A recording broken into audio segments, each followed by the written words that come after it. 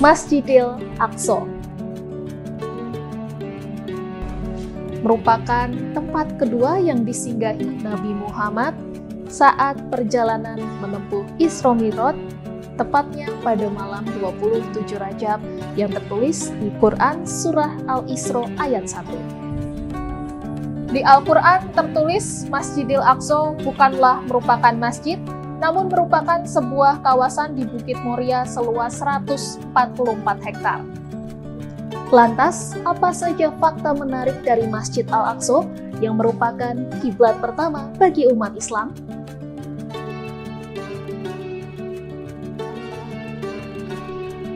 Secara harfiah, Al-Aqsa artinya terjauh, sedangkan Masjidil Aqsa dimaksudkan sebagai masjid yang jauh dari Makkah.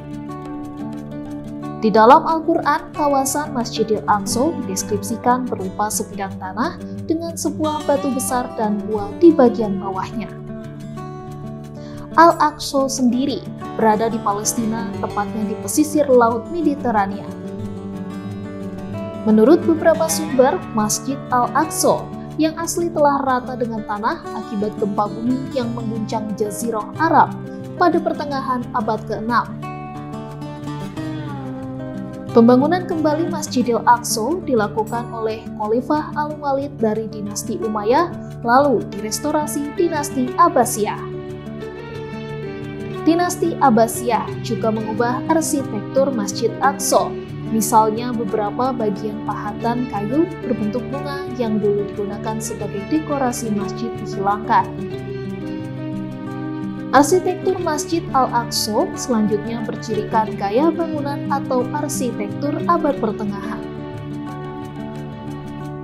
Dalam sebuah hadis riwayat Bukhari dan Muslim, dikatakan bahwa Masjidil Aqsa ialah salah satu masjid yang disunahkan untuk dikunjungi oleh umat Islam.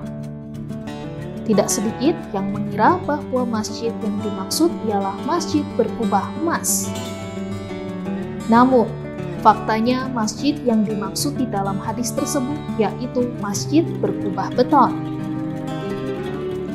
Peristiwa Isra Mi'raj pun sangat mempengaruhi arsitektur masjid. Pada saat terjadinya peristiwa Isra Mi'raj, Masjidil Aqsa masih berupa tanah lapang dan belum dibangun masjid.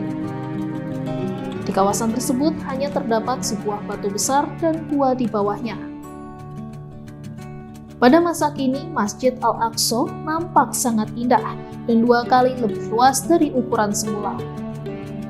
Bukan hanya untuk umat Islam, daerah sekitar Masjid Aqsa juga sangat penting bagi umat Yahudi dan Kristen. Secara peradaban Palestina memang penuh dengan peperangan, pasang surut peradaban, dan sedikitnya 3 agama, yakni Yahudi, Kristen, dan Islam pernah menguasai kota itu.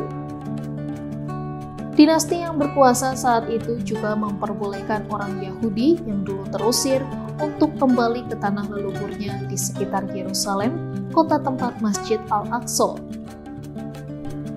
Komunitas Yahudi pun jumlahnya meningkat, sementara komunitas lain pelan-pelan meninggalkan kota itu. Tapi sebagai kota religius, Yerusalem tetap menjadi kota suci bagi 3 agama samawa, yakni Islam, Kristen, dan Yahudi.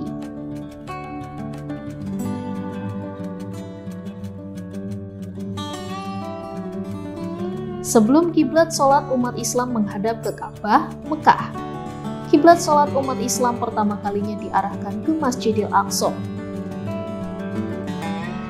Di dalam buku Mekah karya Zuhairi Misrawi, terbitan Kompas, tertulis bahwa masjid di kawasan Al-Aqsa merupakan masjid kedua yang dibangun setelah Masjidil Haram. Jarak antara pembangunan Masjidil Haram dan Masjidil Aqsa yakni sekitar 40 tahun. Meskipun Islam telah menguasai Yerusalem, kota tempat Al-Aqsa berada, umat Nasrani aman tinggal di sana karena hidupnya dijamin oleh pimpinan Islam yang berkuasa waktu itu. Umat Nasrani juga diberikan kebebasan untuk memelihara tempat ibadahnya. Mereka juga diperbolehkan untuk menjalankan ritual dan tradisi keagamaannya. Pada abad ke-7, kota itu menjadi kota ketiga terpenting bagi umat Islam setelah Mekah dan Madinah yang menjadi tujuan bagi para peziarah.